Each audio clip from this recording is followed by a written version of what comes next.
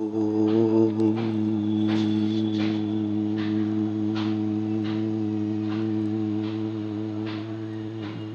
श्री हरि श्री जय गुरुवे नमः। श्री शिवात्म रामाय नमः। शिवात्म राम बता रहे हैं कलयुग की व्याख्या। कलयुग वही है जहाँ पुत्र पिता को उपदेश प्रदान करता है और जहाँ गुरु को शिष्य उपदेश प्रदान करता है, जहाँ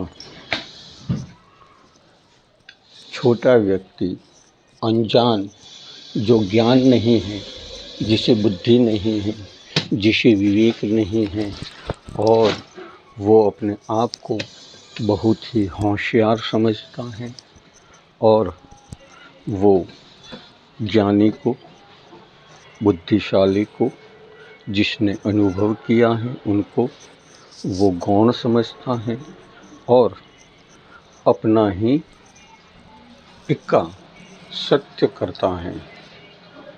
वो सत्य को जानता है परंतु सत्य को स्वीकार नहीं कर रहा है। उसी को कलयुग कहते हैं। कलयुग कुछ और नहीं है। कलयुग का अर्थ यही है अविद्याधारयेति, जो अविद्या का धारण करता है और विद्यावान को गौण समझता है, बुद्धिवान को गौण समझता है और दुष्ट बुद्धि उसी को परिपक्व करना चाहता है, उसी को सर्वश्रेष्ठ बनाना चाहता है, उसी को आगे बढ़ाना चाहता है। इसी को कलयुग कहते हैं।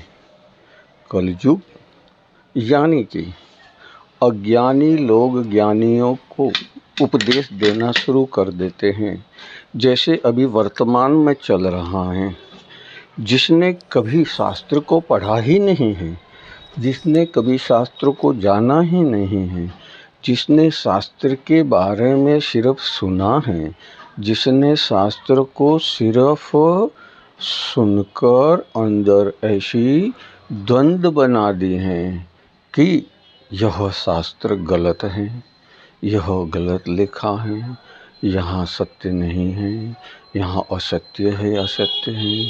परमात्मा तो मैं स्वयं हूँ, क्योंकि परमात्मा मैं स्वयं इसीलिए हूँ क्योंकि मैं सब कुछ जानता हूँ, मैं सब कुछ समझता हूँ, मैं सब कुछ अनुभव करता हूँ, मैं सब कुछ जानकर समझकर अनुभव करके बता रहा हूँ।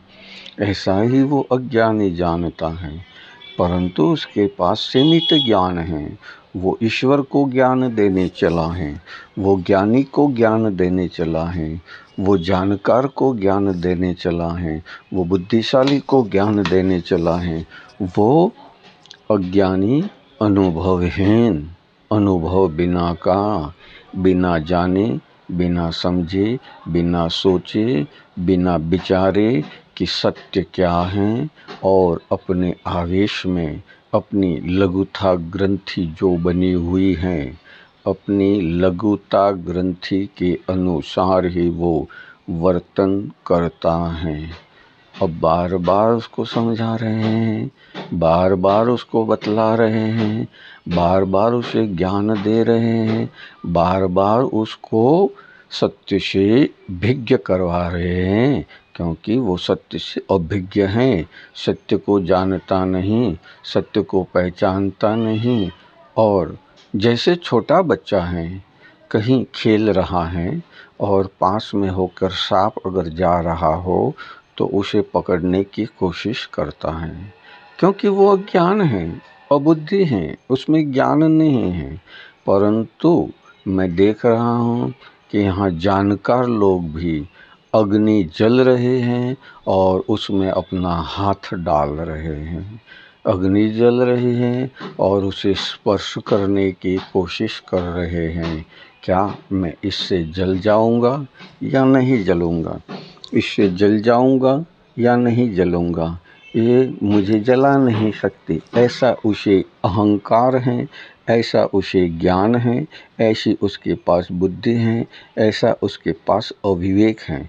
समझ सकते हो तो समझ लो कि सत्य को परे करने का कार्य करने वाला ही अज्ञानी यानी कलयुग के वशीभूत हुआ है। कलियुग, कली यानी कली, कली यानी कली, जो कल यानी काजल, ल यानी लोहित यानी उससे खड़ा हुआ, उससे अपने शरीर पर आच्छादित किया हुआ, मन पर आच्छादित किया हुआ, वो कल, काली कलिमाओं से युक्त, काली कलिमाओं के शहीद, काली कलिमाओं से लिप्त, काली कलिमाओं के वशीभूत हुआ, अनुभवी को ज्ञान दे रहा है, बुद्धि दे रहा है, समझा रहा है। यही कलयुग है। ज्ञानी हैं वो सिर्फ वक्तव्य प्रस्तुत करते हैं, परंतु अज्ञानी लोग अज्ञान के वशीभूत होकर स्वयं को ज्ञानी समझकर स्वयं के ज्ञान की पराकाष्ठा को इतना तीव्र कर देते हैं कि बस मैं ही सर्वस्व समझदार और ज्ञानी हूँ, बाकी मुझ जैसा कोई होशियार, बुद्धिशाली, बलवान नहीं है। जैसे अनेक ही राक्षस हो चुके हैं। जय और विजय ईश्वर के द्वारपाल, वो द्वारपालों को श्राप मिला और उन्होंने मृत्यु लोक में जन्म लेने के लिए बाध्य होना पड़ा। तब उन पर यानी कि जय और विजय पर दया करके सनातन संतानों ने उन्हें यह आदेश दिया, यदि तुम परमात्मा के भक्त बनकर रहोगे तो तुम्हें कई जन्म लेने होंगे, परंतु तुम परमात्मा को विवश करोगे कि वो आकर तुम्हारा क्षय कर देवे, नाश कर देवे। तुम्हारा नाश करवाने की क्रिया स्वयं तुम कर रहे हो और करोगे, तो तुम्हारा नाश करने के लिए ईश्वर को स्वयं स्वरूप धारण करना होगा। जैसे सतयुग में विष्णु भगवान, त्रेता युग में राम, द्वापर युग में श्री कृष्ण और कलयुग में कल्कि अवतार जिसने कलंक को नाश किया है, वो जन्म लेने के लिए बाध्य हो जाते हैं। जरा भी मैं कुछ विशेष नहीं बता रहा हूँ, सभी कोई जानते हैं, परंतु सभी कोई इसे अपनाना नहीं चाहते। कोई भी इस ज्ञान को लेना नहीं चाहते कि सत्य क्या है। सत्य से पराभूत होना उनके बस में नहीं है, क्योंकि उन पे अंधकार छाया हुआ है।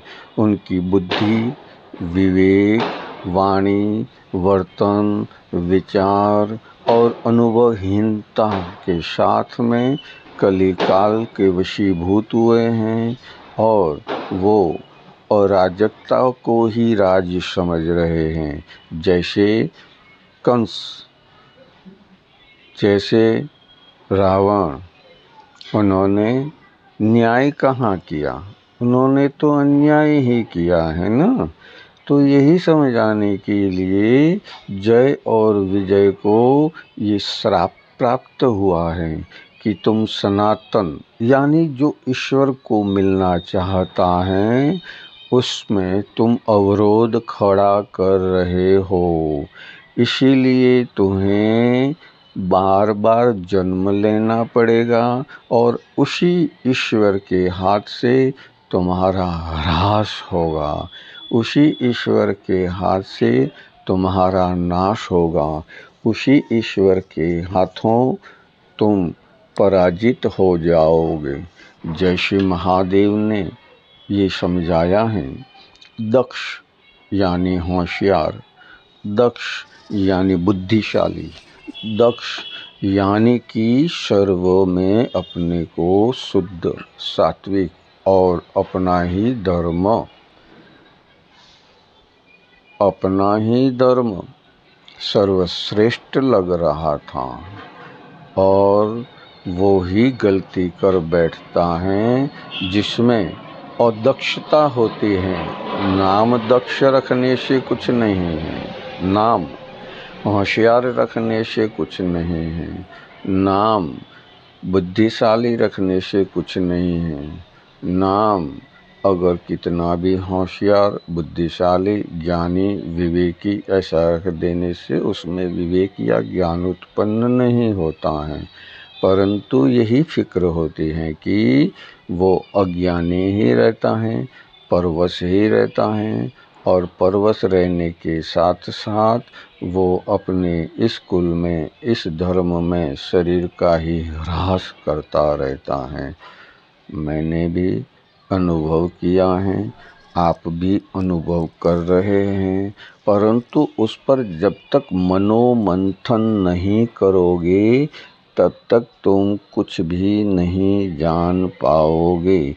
जब तक तुम उस पर विचार विवेक साथ में नहीं लेकर करोगे तब तक तुम सत्य से अनभिज्ञ रहोगे।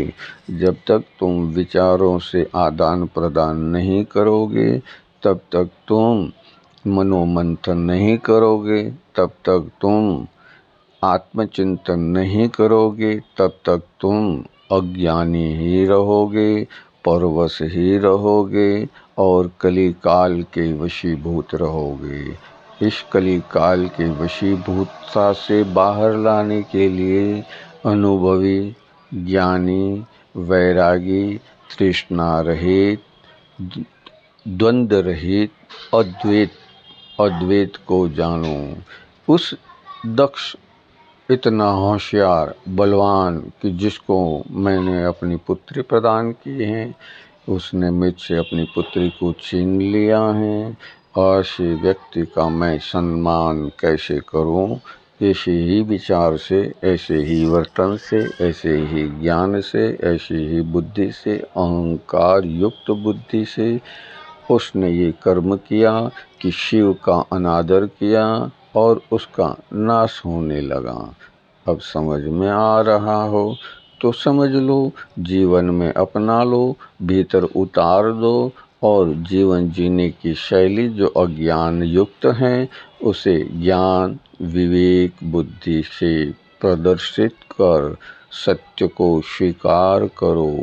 यदि हमें कोई बड़ा व्यक्ति, अनुभवी व्यक्ति, गुरुजन, माता पिता या कोई हमसे भी छोटी उम्र में है परंतु जिसके पास अथक ज्ञान है, उस ज्ञान का कुछ बूंद अपने भीतर ले लो, वो कुछ बूंद अपने अंदर उतार कर विवेक से जीना सीख लो। जीवन में जियोगे तो समझोगे। हरिओम।